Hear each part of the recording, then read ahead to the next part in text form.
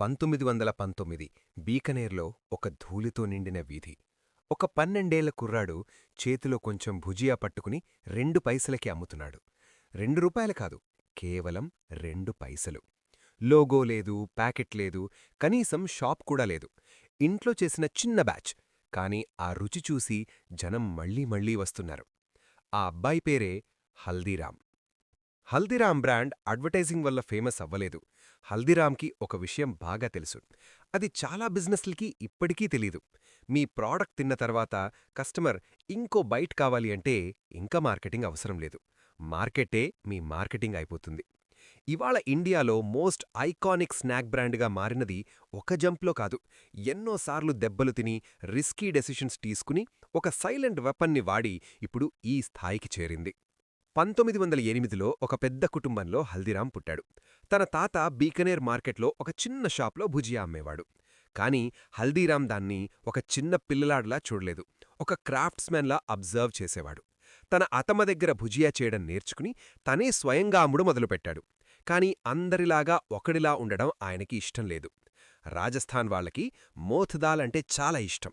హల్దీరాం అందరిలాగా కేవలం శనగపిండి అంటే గ్రామ్ ఫ్లోర్ వాడకుండా దాంట్లో మోథ్ దాల్ మిక్స్ చేసి కొత్త రెసిపీ క్రియేట్ చేశాడు. జనానికి ఆ డిఫరెన్స్ వెంటనే అర్థమయ్యింది. సేల్స్ పెరిగాయి. కానీ హల్దీరాం అక్కడితో ఆగలేదు. టేస్ట్ బాగుంది, కాని ఎక్స్పీరియన్స్ ఇంకా బాగుండాలి అనుకున్నాడు. అప్పట్లో భుజియా లావుగా మెత్తగా ఉండేది. హల్దీరాంకి ఒక అబ్సెషన్ స్టార్ట్ అయింది. ఇది సన్నంగా క్రిస్పీగా ఉంటే ఎలా ఉంటుంది?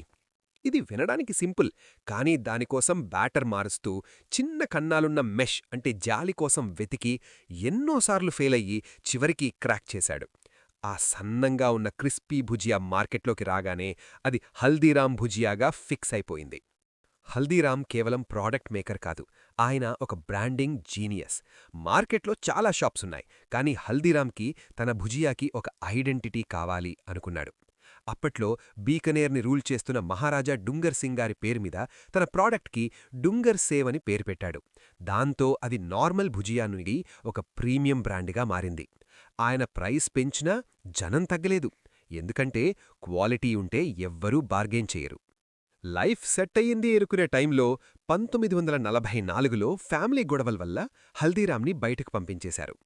ఆయన కట్టిన బిజినెస్, షాప్, ఆస్తులు ఏమీ లేవు. ఓవర్ నైట్ రోడ్డు మీద పడ్డాడు. కానీ ఆంట్రప్రినర్షిప్ అంటే కంఫర్ట్ కాదు, దెబ్బతిన్నాక ఎంత ఫాస్ట్గా లేచామనేది ముఖ్యం. అప్పుడు ఒక ఫ్రెండ్ హెల్ప్తో 100 రూపాయలు తీసుకుని తన భార్య చంపాదేవితో కలిసి మళ్లీ మొదలుపెట్టాడు. తన భార్య మూంగ్ ఢాల్ బాగా చేసేది. హల్దీరాం ప్రతిరోజూ మార్కెట్లో తిరుగుతూ ఆ ఢాల్ ప్లేట్స్ అమ్మేవాడు.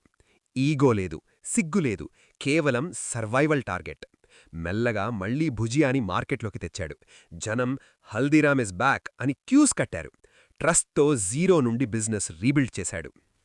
1955లో కోల్కతాలో ఒక చిన్న 8 స్క్వేర్ ఫీట్ షాప్తో స్టార్ట్ చేసి బెంగాలీ టేస్ట్కి తగ్గట్టు మిక్స్చర్స్ చేసి అక్కడ హిట్ కొట్టారు. 1970లో నాగ్పూర్కి వెళ్లారు. కాజూ కత్లీ లాంటి స్వీట్స్ ఇంట్రడ్యూస్ చేసి ఫ్రీ శాంపిల్స్ ఇచ్చి జనం అలవాటు చేశారు. 1982లో ఢిల్లీకి వెళ్లారు. 1984 రాయట్స్లో మొత్తం షాప్ తగలబడిపోయినా తగ్గలేదు, మళ్లీ రీబిల్డ్ చేశారు. పెప్సికో, లేస్ లాంటి వెస్టర్న్ బ్రాండ్స్ ఇండియాలోకి వస్తున్న టైంలో హల్దీరాం ఒక గ్యాప్ చూశారు.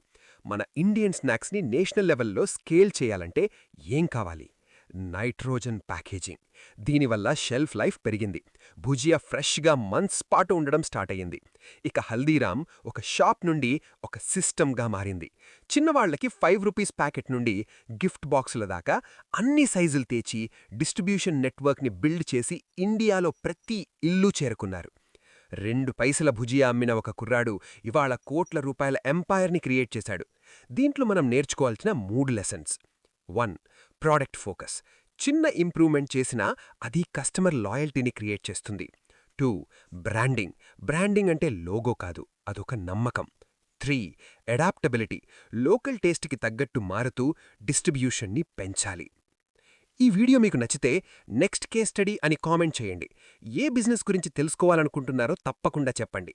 లైక్ చేయండి, షేర్ చేయండి and subscribe to the Telugu thinker. కలిసి నేర్చుకుందాం, ఎదుగుదాం.